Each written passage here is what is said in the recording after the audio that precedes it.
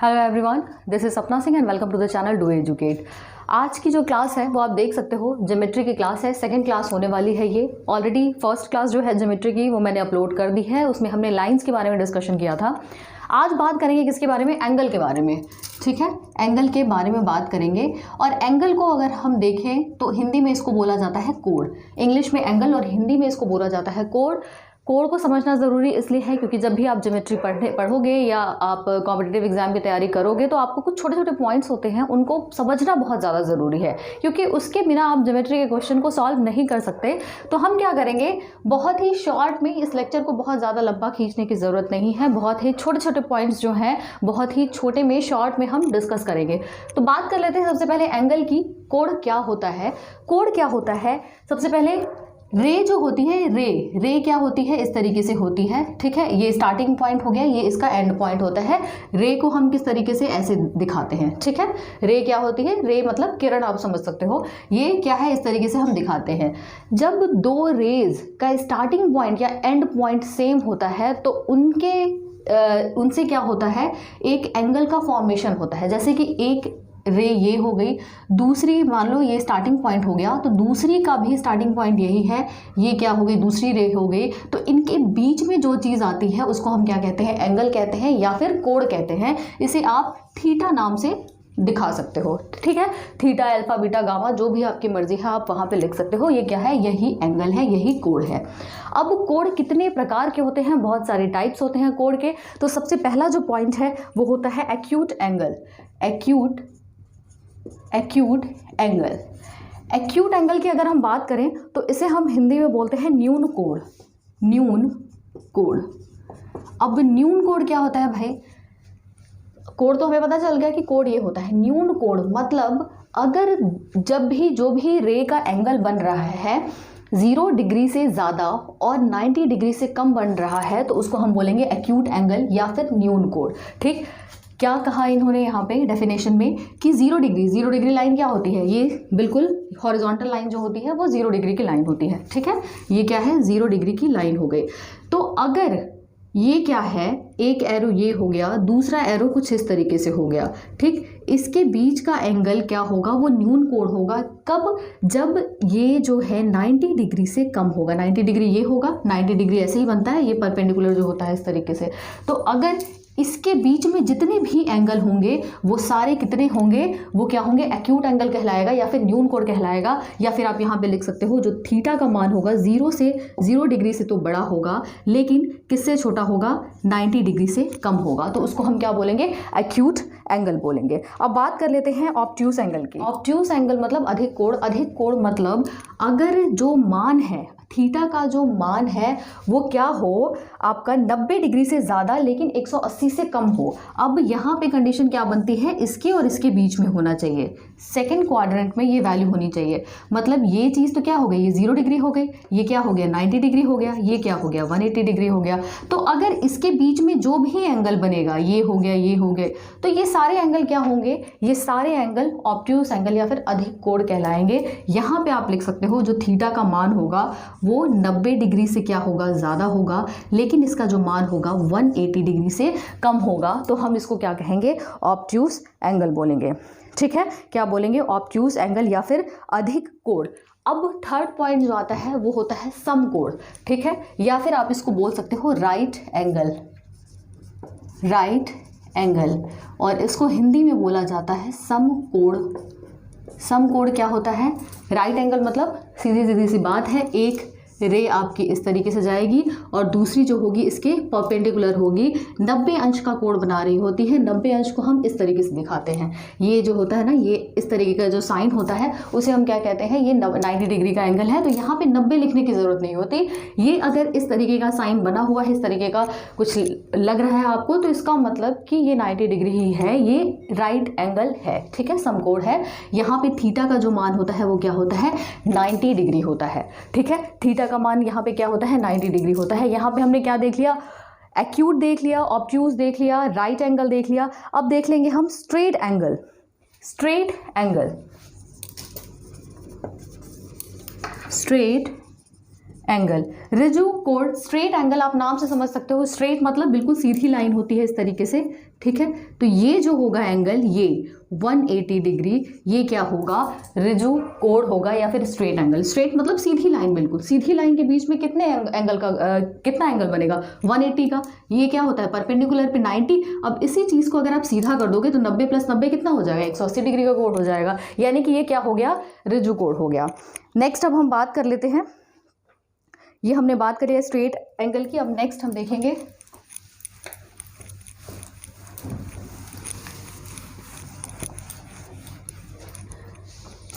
Next angle, reflex angle. Reflex angle, ठीक है, reflex angle, या फिर इसको हम बोल सकते हैं बृहत कोण। बृहत कोण। अब वृहत कोण क्या होता है, अभी तक हमने चीज़ें देखी थी कि नाम के हिसाब से पता चल जा रहा था कि क्या चीज़ें हो सकती हैं। रिफ्लेक्स की अगर हम बात करें तो रिफ्लेक्स में भी बहुत ज़्यादा वैसा कुछ है नहीं इसमें। वृहत कोण मतलब बड़ा कोण। बड़ा कोण कहने का मतलब क्या है कि अगर जब एंगल जो है, थीटा का मान जो है वो क्या है, 180 से ज़्यादा है, लेकिन इसका मान 360 डिग्री से कम आ रहा है, इसका मतलब ये क्या है, रिफ्लेक्स एंगल है। तो अगर हम बात करें रिफ्लेक्स एंगल की तो ये देखो आप, ये क्या हो गया, ये 0 डिग्री हो गया, ये 90 डिग्री हो गया, ये 180 डिग्री और ये 360 डिग्री। अब 180 से 360 के बीच में, यानी कि ये 180 और 360, सॉरी ये आपका यहाँ 360 यहीं पे आएगा, 360 ये आ जाएगा 270 डिग्री। तो 180 से 360 के बीच में जो भी एंगल, मतलब इधर वाला जो भी एंगल आएगा वो क्या होगा, रिफ्लेक्स एंगल होगा या फिर वृहत कोण होगा, ठीक है, वृहत कोण होगा। अब नेक्स्ट बात कर लेते हैं कॉम्प्लीमेंट्री एंगल की। कॉम्प्लीमेंट्री एंगल क्या होता है,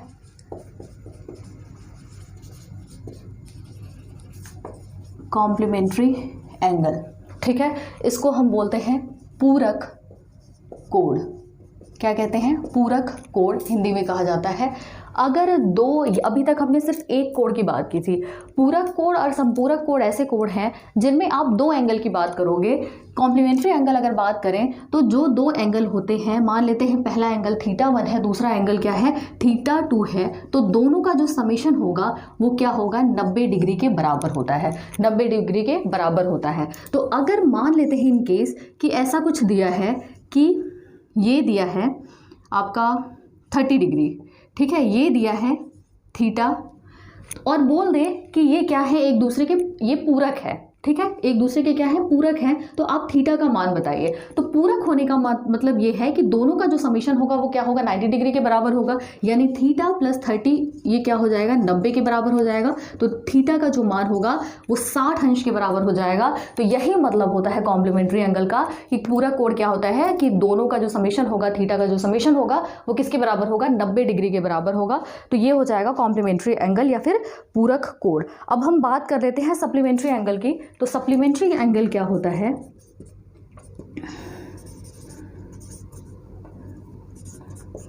सप्लीमेंट्री एंगल या फिर इसे बोलते हैं संपूरक कोण।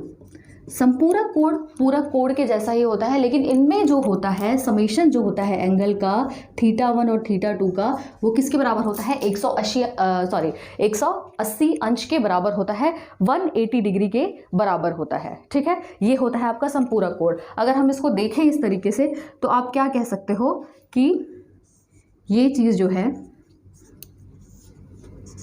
ये अगर मान लेते हैं θ1 है, ये θ2 है, तो θ1 और θ2 दोनों मिला के कितना होगा, 180 अंश का होगा। आपको सीधे से पता है ये क्या है, स्ट्रेट लाइन है, बिल्कुल हॉरिजॉन्टल है ये, ठीक है, ये बिल्कुल हॉरिजॉन्टल है, तो दोनों का समेशन कितना होगा, 180 अंश के बराबर होगा। तो कुछ भी ऐसा नया नहीं है, कुछ भी मतलब बहुत ऐसा टफ नहीं है, बस छोटे छोटे पॉइंट्स हैं जो कई बार दिमाग से स्किप हो जाते हैं। तो बेसिकली क्या है, ये रिवीजन के लिए है, जिससे आपको दिमाग में ये चीज़ फीड हो जाएगी कि हाँ ये चीज़ें हैं, पूरक का मतलब क्या होता है, संपूरक का मतलब क्या होता है, ठीक है, वृहत कोण क्या होता है, या बाकी चीज़ें क्या क्या होती हैं, उससे आपको आइडिया लग जाएगा और क्वेश्चंस आपके क्या हो जाएंगे, बहुत जल्दी सॉल्व हो जाएंगे। क्योंकि ज्योमेट्री में है ही यही, आपको एंगल निकालने को बोल देगा, ठीक है, लेंथ वगैरह निकालने को बोल देगा, तो इस तरीके से आपको चीज़ों को क्या करना है, सॉल्व करना है। तो अभी हमने क्या देखा था, सप्लीमेंट्री एंगल को देख लिया था। अब हम बात करेंगे vertically opposite angle. Vertically opposite angle. Vertically opposite angle का मतलब क्या है कि अगर दो लाइंस एक दूसरे को इंटरसेक्ट कर रही हैं, ठीक है, इंटरसेक्ट कर रही हैं, तो वर्टिकली अपोजिट एंगल का मतलब ये होता है कि ये जो एंगल होगा, ये एंगल, ये एक दूसरे के क्या होगा, वर्टिकली अपोजिट होगा। और ये जो दूसरा है, ये एंगल और ये एंगल, ये क्या होगा, ये एक दूसरे के क्या होगा, वर्टिकली अपोजिट एंगल होगा। ठीक है, ये दोनों एक दूसरे के वर्टिकली अपोजिट एंगल होगा और ये दोनों क्या है, अपोजिट एंगल होंगे। ठीक है, बात समझ में आ गई। अब जो नेक्स्ट पॉइंट है वो हम देख लेते हैं, एंगल बिटवीन पैरेलल लाइंस। ठीक है, एंगल बिटवीन पैरेलल लाइंस। अब एंगल बिटवीन पैरेलल, चलो पैरेलल लाइंस। अब पैरेलल लाइंस के बीच का एंगल हमें कैसे पता चलेगा? सबसे पहले तो आपको ये पता होना चाहिए कि पैरेलल लाइंस क्या होती हैं। पैरेलल लाइंस क्या होती हैं, आपने अगर पहले की क्लास देखी है तो आपको बहुत अच्छे से समझ में आ गया होगा। पैरेलल लाइन में क्या होता है कि हर जगह से जो लाइन की जो डिस्टेंस होती है वो क्या होती है, बराबर होगी।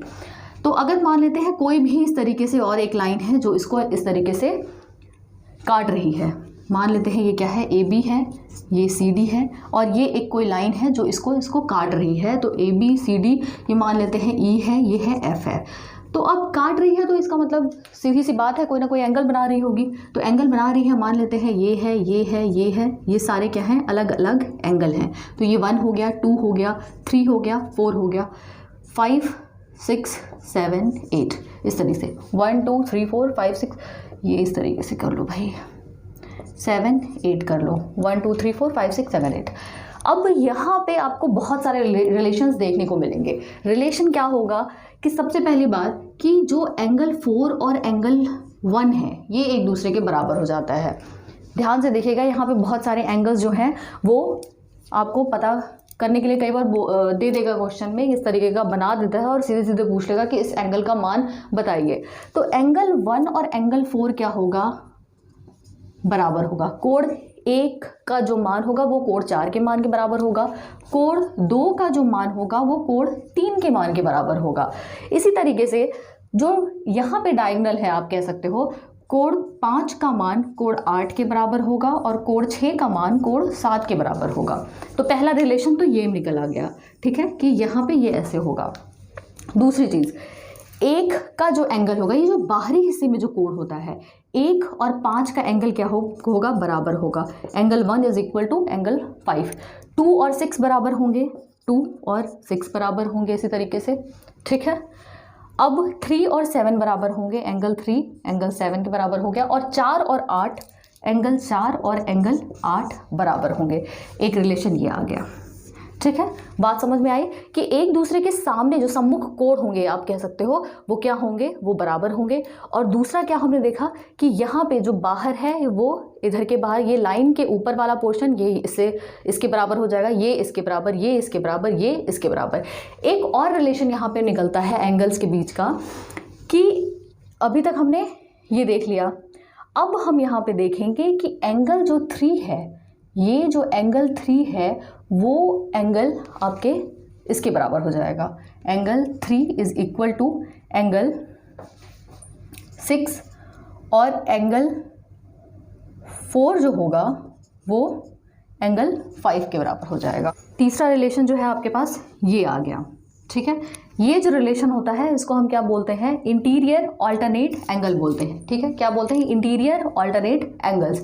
एक और रिलेशन यहाँ पे मिलता है, ये जो कोण होते हैं, ये 3 और 5 का जो एंगल होगा, एंगल 3 और एंगल 5 का जो समेशन होगा वो क्या होगा, 180 के बराबर होगा। इसी तरीके से एंगल 4 और एंगल 6 का जो समेशन होता है, एंगल 4 और एंगल 6 का जो समेशन होगा वो क्या होगा, 180 डिग्री होगा। तो आप यहाँ पे देख सकते हो कि पैरेलल लाइंस को अगर कोई भी लाइन इंटरसेक्ट कर रही है, उसको काट रही है, तो यहाँ पे आपको 1 2 3 4 तरीके के रिलेशंस आपको मिले हैं यहाँ पे देखने को। तो आपको इस चीज़ को ध्यान में रखना है, क्योंकि पेपर में, एग्जाम में क्वेश्चन ऐसे पूछे जाते हैं, जब तक आपको रिलेशन पता नहीं होगा आप सॉल्व नहीं कर पाओगे, चाहे कितना भी आप जोर लगा लो। ठीक, तो आज की क्लास में फ़िलहाल इतना ही। एंगल के बारे में हमने देख लिया है, काफ़ी चीज़ें देखी हैं, तो ठीक है, बाकी आगे भी चीज़ें हम देखते रहेंगे, नई नई चीज़ें आएंगी। और अभी तो फ़िलहाल ज्योमेट्री चल रहा है, तो ज्योमेट्री को ही हम कंटिन्यू करेंगे। तो ठीक है, thank you so much for watching, और जल्दी मिलते हैं नेक्स्ट क्लास में।